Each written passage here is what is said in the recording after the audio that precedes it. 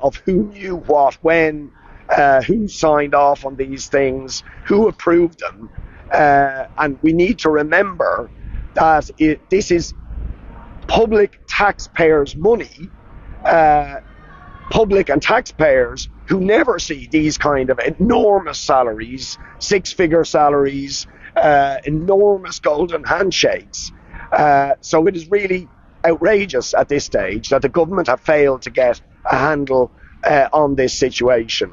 And we have written to the Business Committee insisting that the statements that have now been announced that we requested and many of the opposition requested tomorrow shouldn't simply be statements, but we want a direct interaction with the Minister to ask questions, to get to the bottom of this situation, to find out what the Minister actually knew about the signing off on the remuneration package for Richard Collins. But also, I think it's important to say that it is the failure of the government to get a handle on all of the reform issues, on the governance of RTE and on the funding issue that have created a vacuum where these debacles and scandals continue to happen.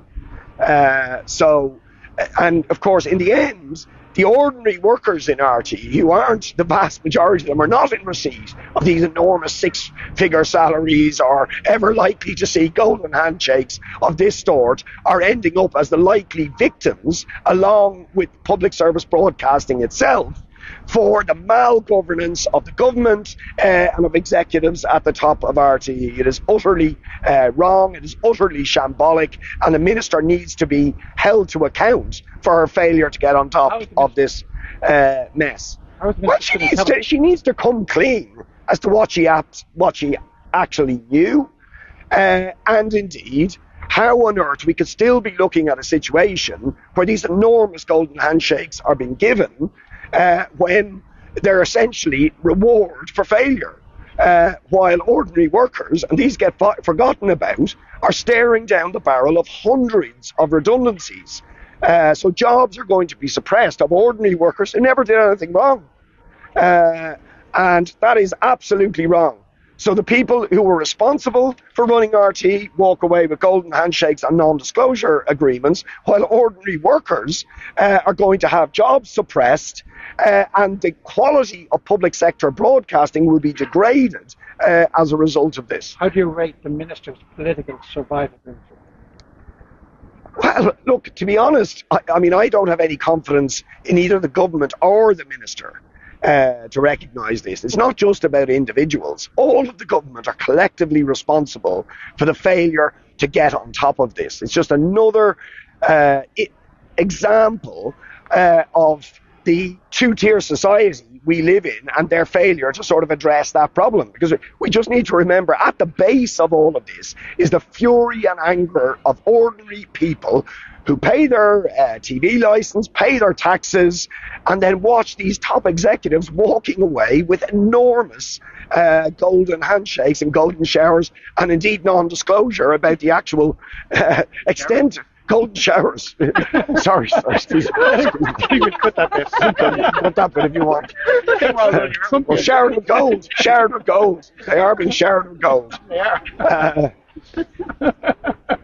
Just the other item I just want to raise is the absolutely tragic death of Anne Delaney on the streets, a homeless woman who has died on the streets. And this comes on top of the really scandalous figures we got last Friday, showing that once again the level of homelessness and people in emergency accommodation have climbed to, stratospheric levels.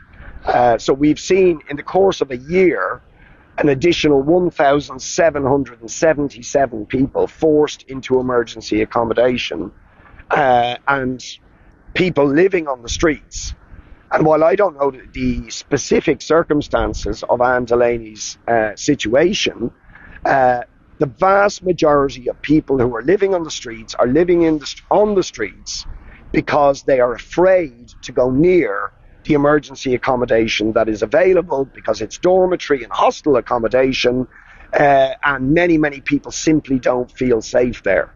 So the bottom line of people sleeping on the streets is that homeless accommodation has to be own door, secure accommodation with all of the wraparound services that are necessary for vulnerable people who find themselves in this terrible situation.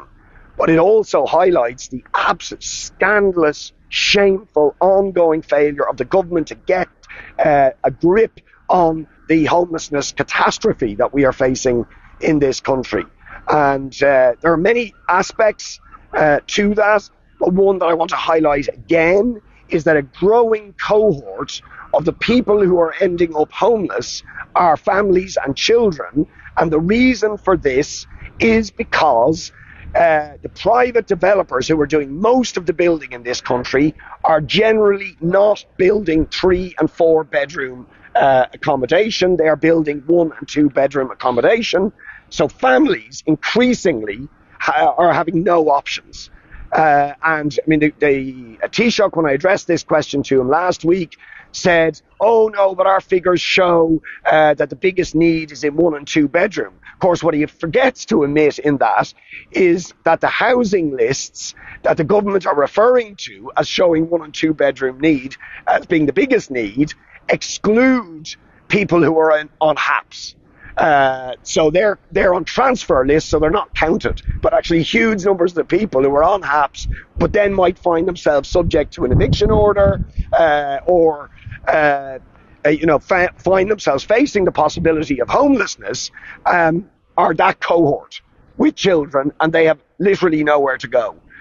So we need to dramatically ramp up the tenant in situ purchase scheme, and we're certainly getting indications, although some of that scheme is happening, there are other cases where councils are looking for excuses not to buy properties to prevent people being made homeless. But we also need the government to insist that we build directly ourselves more in 3 and 4 bedroom family accommodation, rather than let the developers decide the most profit can be made from 1 and 2 bedrooms. Also, the Planning and Development Bill will have important issues that relate to this housing and homelessness crisis, which is ongoing now for the 3rd week. But one of the big things that was expected in that legislation but was not forthcoming were use it or lose it provisions for zoned residential building land and for vacant and derelict property. We could solve this housing crisis if the government took robust measures to get hold of vacant and derelict property and to stop the land hoarding and speculation by developers on zoned residential building land. But the government refused to do that. So the housing and homelessness crisis that is even leading to deaths on the streets now is something the government could solve if they were willing to take on the speculators, the property developers who are making money from this crisis, but they seem totally unwilling to do that. Richard, can I just ask you about Gaza and about the West Bank? The Palestinian Authority government resigned yesterday. Do you have thoughts on that? Which aspects, sorry? Just do you think it's an opportunity for renewal of the Palestinian Authority? Or what are your thoughts? Well, first of all, it is up to the Palestinian people to decide who governs them. And what is absolutely shocking is that the United States or Israel or Europe think they can decide who are the government of the Palestinian people. I mean, basic self-determination, which is a legal right that the Palestinian people have under international law, is that they decide who governs them. But that's something that Israel doesn't accept, the United States and Britain, showing the imperial arrogance of powers that think they can dictate to the Palestinian people who should govern them. But of course, that is typical of the entire situation, because at the root of this problem is the fact that the Western world has been directly complicit in supporting and arming Israel's campaign to suppress and deny in the most brutal and cruel way the right of self-determination for the Palestinian people. And obviously we were glad to see Rossa Fanning set out the case in the International Court of Justice, but I want to note the very major omissions in that case. Not a word about apartheid.